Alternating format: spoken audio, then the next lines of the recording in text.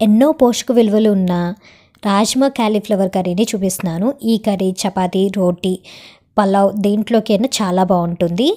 వీడియోలోకి వెళ్ళే ముందు వీటిలో ఉన్న పోషక విలువలు స్క్రీన్ మీద ఇస్తున్నాను, ఒకసారి చూసేయండి.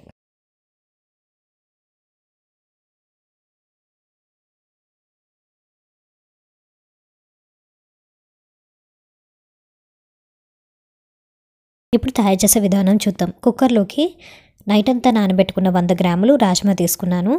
దీంట్లోకి పెద్ద గ్లాస్తో 1.5 గ్లాసు వాటర్ యాడ్ చేసుకోవాలి. అలాగే రుచికి తగినంత ఉప్పు యాడ్ చేసుకుని కుక్కర్ క్లోజ్ చేసుకుని 2 విజిల్స్ రానివ్వాలి. 2 విజిల్స్ అయిన తర్వాత చూపిస్తున్నాను చూడండి. రాజ్మా చక్కగా కుక్ అయిపోయింది. రాజ్మా అనేది పర్ఫెక్ట్గా కుక్ అవ్వాలండి. అప్పుడే మనకి దాంట్లో ఉన్న పోషక విలువలు చక్కగా అందుతాయి. ఇక్కడ చూడండి, మీడియం సైజు క్యాలీఫ్లవర్ వేడి నీళ్ళలో కడుక్కొని ఇలా ముక్కల కింద కట్ చేసుకుని ఉంచుకున్నాను. ఇప్పుడు కడాయిలోకి 3 టేబుల్ స్పూన్ ఆయిల్ యాడ్ చేసుకుంటున్నాను. నూనె వేడెక్కిన తర్వాత దీంట్లోకి ఒక బిర్యానీ ఆకు, 1/2 టీ స్పూన్ సాజీరా, 1/2 టీ స్పూన్ జీలకర్ర, అలాగే స్టార్ ఎన్సీ ఉంటుంది కదండి బిర్యానీ దినుసులో, అది కూడా 1/2 యాడ్ చేసుకోండి. 3 లవంగాలు, అరచెక్క, దాల్చిన చెక్క యాడ్ చేసుకుని ఇవి వేగనివ్వాలి. ఇవి వేగిన తర్వాత దీంట్లోకి 2 మీడియం సైజు ఉల్లిపాయలు, 2 పచ్చిమిర్చి, అలాగే కొంచెం కరివేపాకు, అలాగే కొంచెం దీంట్లో గల్లుప్పు ఆనియన్స్ వేగడానికి, అలాగే కొంచెం పసుపు యాడ్ చేసుకుని ఒకసారి కలిసేలా కలుపుకుంటున్నాను. ఆనియన్స్ అనేవి లైట్గా వేగితే సరిపోతుందండి.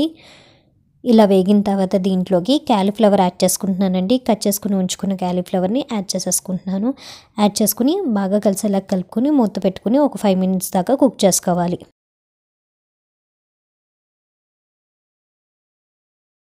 మిక్సీ జార్లోకి మనం ఇంత ఉడకపెట్టుకున్న రాజ్మాని వాటర్ లేకుండా తీసుకోవాలి. తీసుకుని కచ్చాపచ్చగా గ్రైండ్ చేసుకోవాలి. ఇలా గ్రైండ్ చేసుకున్న దాన్ని పక్కన పెట్టుకోండి. 5 మినిట్స్ అయ్యాక చూపిస్తున్నాను చూడండి క్యాలీఫ్లవరు. దీంట్లో నేను అల్లం వెల్లుల్లి పేస్ట్ వేయడం మర్చిపోయానండి. ఇందాక ఉల్లిపాయ, పచ్చిమిర్చి, కరివేపాకుతోనే అల్లం వెల్లుల్లి పేస్ట్ అయితే మీరు యాడ్ చేసుకోండి. యాడ్ చేసుకుని వేపుకోండి. ఉల్లిపాయలు, అల్లం వెల్లుల్లి పేస్ట్ వేగే విధంగా.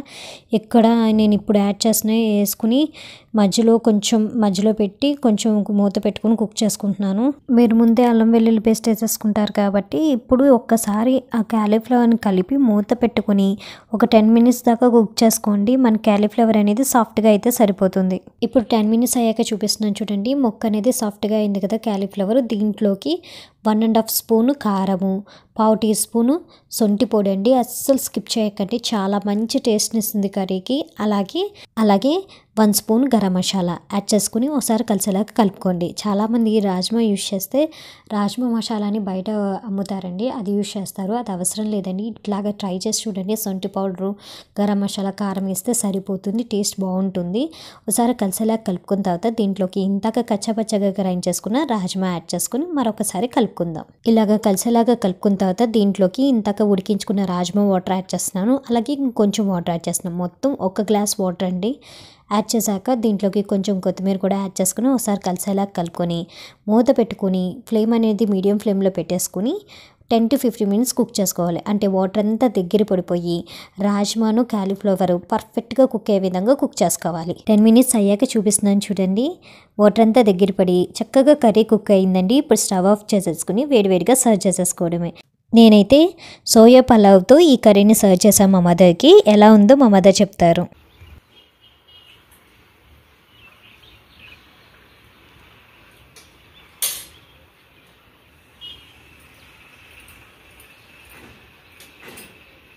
చాలా బాగుంది.